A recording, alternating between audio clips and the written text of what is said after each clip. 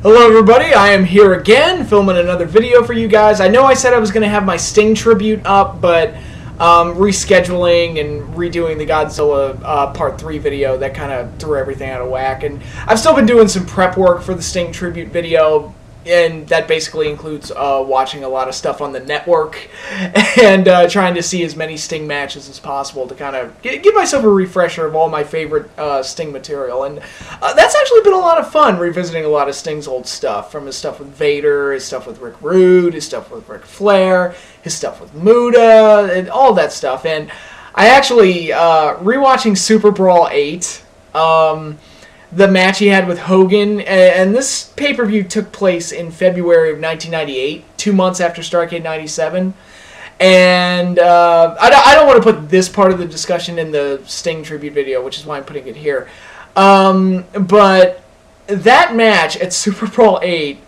is exactly what the Starrcade 97 should have... it's exactly what that match should have been 2 months ago. And those of you who have listened to me know that I think probably the single biggest mistake WCW ever made was their execution of the Starrcade 97 main event. I don't think they ever recovered from that fiasco. And the fact that they actually delivered the match they should have delivered 2 months later is just like, fuck you. It's like, you fucked it up. It's too late. It's too late now. I'm not saying the Super Brawl 8 match is like the greatest match ever or anything. I'm just saying it was booked the way the Starrcade match probably should have been booked. But the right ending and the right visual to go out on and all that stuff. But it's just... it's how frustrating WCW can be at times. But yeah, I've been watching a lot of the network. I also watched the Daniel Bryan Journey to Wrestlemania documentary, which is very good, and I highly recommend you check it out. I wish I had seen it before WrestleMania 30. I think that would have been a cool thing to watch on like the pre-show leading into WrestleMania 30. I think showing Daniel Bryan's preparation for WrestleMania, I think would have been a really cool thing to see. But it's cool seeing it after Mania, too. I highly recommend checking it out. It was actually fairly well done. You know, comparing it to the Rock Cena documentary that they did for 28, I didn't like that one too much because all it did was talk about Cena and Rock and how famous they are and how awesome they are. And not about the conflict, not about the preparation for the match or anything like that. It was just like, hey, here's Cena. He's famous and awesome. And hey, here's Rock. He's famous and awesome.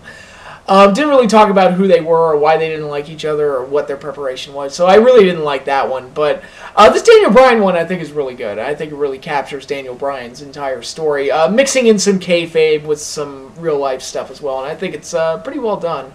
I also saw the Ultimate Warrior documentary, which was, again, very well done, very classy, a little hard to watch considering how, you know, we're not that far removed from his passing. They kind of glossed over some things. I was a little disappointed by that. They glossed over the SummerSlam 91 stuff. I would have loved to have gotten more of Warrior's side of the story of what happened there. And they glossed over his stuff with Randy, of course, because it's Randy Savage. We gloss over everything Randy Savage did for whatever reason. But I wish they had talked more about that WrestleMania 7 match, because that was obviously my favorite Ultimate Warrior match.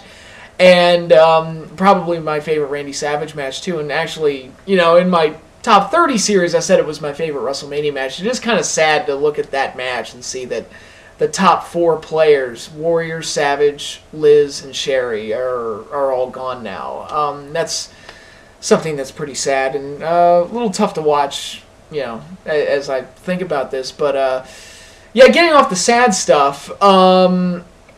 So yeah, the Sting tribute video, which I've been planning for a while, is going to become, probably come this weekend. That'll be my next video that you see, most likely. So be on the lookout for that. It'll be great. But I also wanted to get into some other post-Mania things, Mania odds and ends and stuff that I don't really think I mentioned in my WrestleMania review. There's some other points I wanted to make that I think I slipped up on and forgot to include in my long-ass, you know, almost 2-hour WrestleMania review.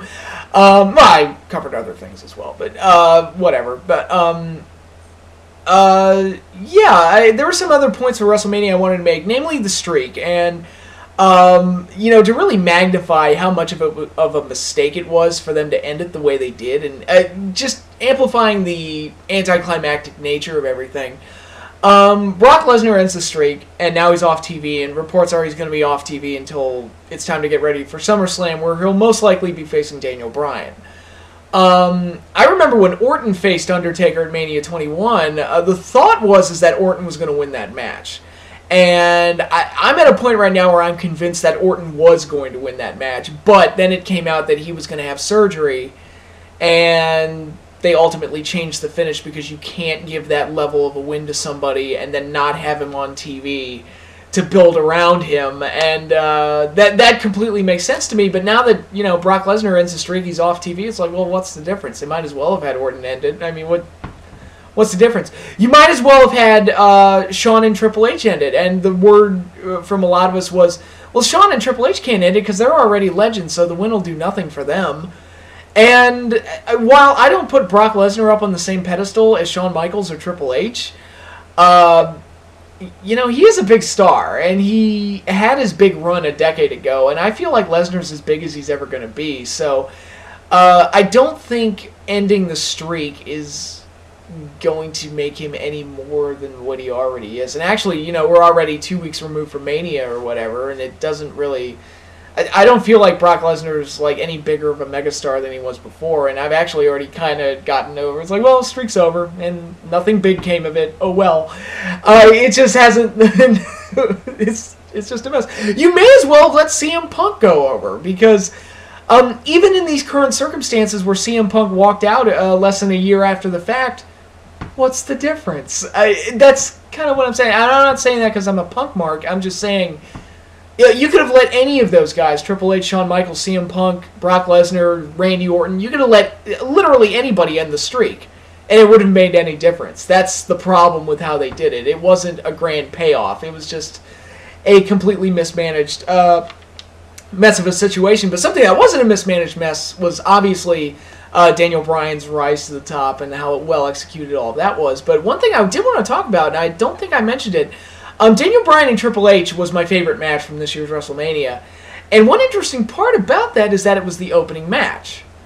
Now, prior to WrestleMania 30, the belief was that Bret Hart and Owen Hart was the best opening match in WrestleMania history. That was pretty much unquestionable. I can't think of any other matches that would even come close. My number 2 favorite would be the opening tag match with the Rockers and Haku and the Barbarian at WrestleMania 7. And I don't think that match is anywhere near Bret and Owen. So, to me, Bret and Owen was kind of in its own class as far as opening matches go. But now that we got this match, you know, I'm not saying Daniel Bryan versus Triple H is better. I'm not saying Bret Hart and Owen Hart is better. I'm just saying there's a debate now. And feel free to have that debate amongst yourselves. It's nice to have you know, a little bit of a change in the discussion now. It's nice that there can actually be a debate over what the greatest opening match in WrestleMania history is. Some people would probably throw the one Money in the Bank up there. I think, how many Money in the Banks opened up Mania? I think 1 or 2. And that's just like, you know, Money in the Banks, it's just a bunch of guys diving off ladders. That's not, you know, that's not truly, it's fun to watch, but it's not like something I can sink my teeth into as a great wrestling story or anything like that. And major credit again goes to Triple H. I'm usually hard on him, but when he does business and when he does the right thing, he shows that he can pull through and do really well. And I thought he was a key part in making Daniel Bryan's story complete at WrestleMania, and he did everything he was supposed to do and did his job, and that was all wonderful and great. So yeah, again, I'm just heaping more praise on WrestleMania 30 because I love that show, outside of the Undertaker situation, but I did think WrestleMania 30 was a great show, and the WWE since then has actually been pretty good. TNA has not been.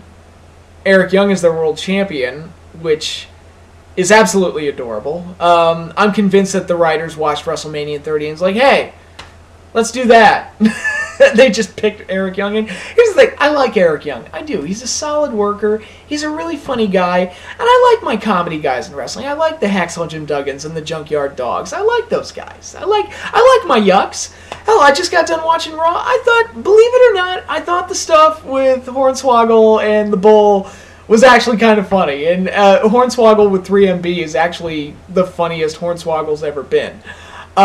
Most of the time he's been absolutely painful, but when comedy and wrestling actually does get me to laugh, I'm okay with it. I like to laugh, and I'm kind of a lighthearted guy, so if you're actually able to create something funny, I'll applaud you for it, because I like funny. And Eric Young was good at it. The Don't Fire Eric stuff, that stuff was hilarious. I loved it. The thing about those guys, though, is that they're popcorn matches. You don't want to put belts on them, especially your #1 belt. I would have never in a million years put a world title on Hacksaw Jim Duggan or Junkyard Dog or someone like Eric Young. It's like, no, you're a comedy guy, and I need you to go out there and get people to laugh and kill some time in between big matches and, you know, a nice little break in between the big important stuff. And that's an important role to have in wrestling. It fills time and provides entertainment, and it makes the, you know, gives the show more variety. I'm not knocking the comedy guy. I'm just saying it's like those guys should not be world champion. Guys who are like strictly made a living off of being popcorn match comedy guys should not be world heavyweight champion. And it really just demonstrates the desperation that TNA is in right now to really try and get something going and get people talking, and it just makes you look even worse. It's just, oh my god, it is so bad. But enough of that. What else did I want to talk about? More Mania Fallout. We're getting Evolution versus The Shield. I think that's pretty cool. I think Evolution has such a instant credibility to that group because they were a dominant faction and they were actually booked as such. You know, back when they were created. I'm not saying Evolution was one of my personal favorite stables of all time because I kind of looked at them and were like, yeah, Orton's got potential and Batista's got a good look and everything, but this is kind of a Four Horsemen knockoff, and there have been a lot of those.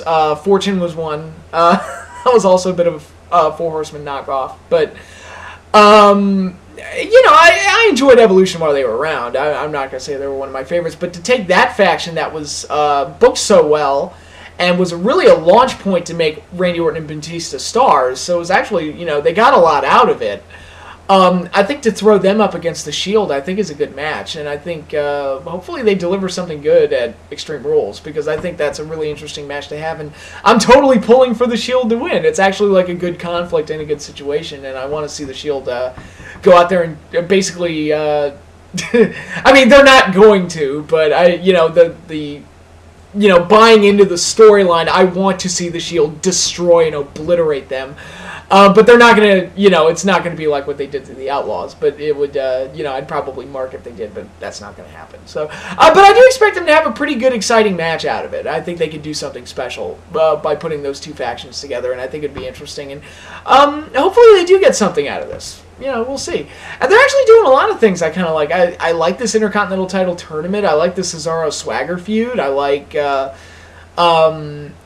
Daniel Bryan and Kane. It's kind of a weak first feud for Bryan, but there's so many things lined up in Bryan's future, like a potential match with Bray Wyatt and a potential match with Brock Lesnar and matches with Triple H and even Batista and Orton. I think are much better. Well, I mean, he's wrestled Orton like 10 times, but even so, you know, for a first stop, I guess Kane's okay. I'm not really excited about them. Put the mask back on, and he's a monster again. Remember when taking the mask off made him the monster?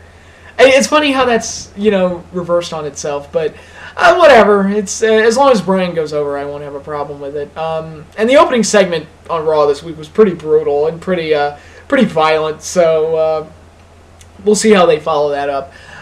Cena and the Wyatts, the main event was ridiculous on Raw this week, but although I do love that the WWE Universe, like, threw Cena to the wolves, basically. That was kind of funny, but yeah, I think Bray should definitely go over here. I don't see any reason for Cena to get a win, although they've got plenty more fuel to turn Cena heel after the fans basically said, no, fuck you, we want to see 3 guys kick your ass.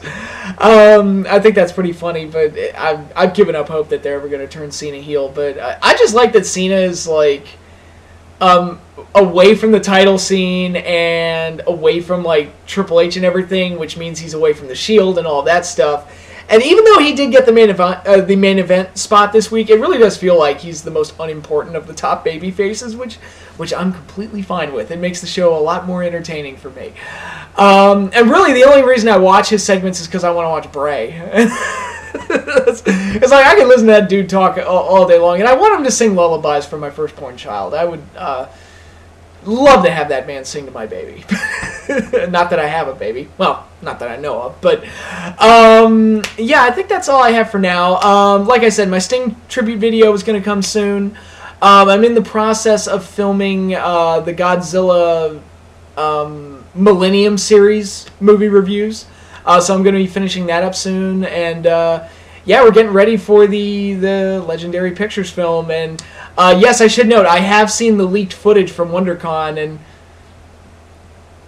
it looks good.